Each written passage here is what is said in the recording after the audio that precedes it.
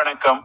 தேர்தல் களம் சூடுபிடித்துள்ள இந்த நேரத்துல ஒவ்வொரு கட்சியும் கூட்டணி அமைக்கிறதுல ரொம்பவே தீவிரம் காட்டுறாங்க. ஆனா இந்த கூட்டணிகளால நாட்டுக்கும் மக்களுக்கும் நிஜமாவே நன்மை கிடைக்குதா? இல்ல. இது வெறும் அதிகாரத்துக்கான ஒரு போட்டியா மட்டும்தான் இருக்கா? நிச்சயமா இத நம்ம கவனிக்கணும். ஒரு பக்கம் பார்த்தா பல கட்சிகள் ஒன்னா சேரும்போது ஒரு தனி கட்சி சர்வாதிகாரமா முடிவெடுக்க முடியாது. எல்லா தரப்பு மக்களோட குரலும் ஆட்சியில ஒலிக்க இது ஒரு வாய்ப்பு தருது. குறிப்பா மாநில உரிமைகளை பாதுகாக்க இது உதவியா இருக்குங்கிறது ஒரு பக்கம் உண்மைதான். ஆனா அதே சமயம் இதோட மறுபக்கம் ரொம்பவே வேதனைக்குரியதா இருக்கு. இன்னைக்கு வெற்றி ஒன்னையே குறிக்கோளா வச்சு கட்சிகள் தங்களோட அடிப்படை கொள்கைகளை அப்படியே மறந்துட்டு கூட்டணி வைக்கிறாங்க.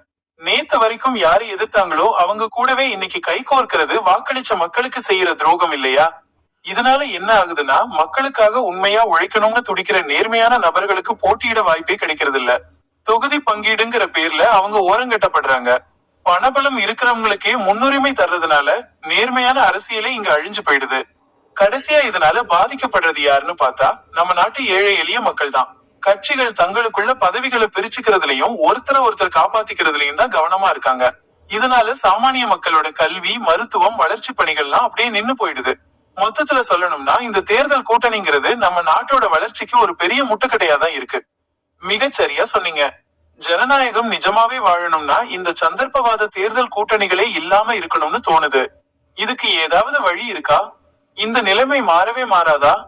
கண்டிப்பா வழி இருக்கு. தேர்தல் ஆணையம் ஒரு அதிரடியான சட்டத்தை கொண்டு வரணும். தேர்தலுக்கு முன்னாடி எந்த கட்சியும் கூட்டணி அமைக்க கூடாதுன்னு தடை விதிக்கணும். இத மீறின கட்சிகளோட உரிமத்தை ரத்து செய்யணும். ஒருவேளை ஒரு கட்சி இன்னொரு கட்சியோட சேர்ந்துதான் நிக்கணும்னு விரும்பினா அவங்க அந்த கட்சியோட முழுமையா இணைஞ்சிடணும்.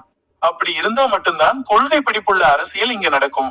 இப்படி ஒரு மாற்றம் வந்தா மட்டும்தான் ஜனநாயகம் நலம் பெறும், வளம் பெறும். அப்போதான் பணபலம் இல்லாத நேர்மையானவங்க வெற்றி பெற முடியும். அதோட பலனா நம்ம நாட்டு ஏழை எளிய மக்கள் உண்மையான வளர்ச்சியை பார்ப்பாங்க. கொள்கை சார்ந்த அரசியல் மட்டும்தான் நாட்டுக்கு நல்லது. உண்மைதான். கொள்கை சார்ந்த அரசியலே நாட்டுக்கு தேவை. நன்றி.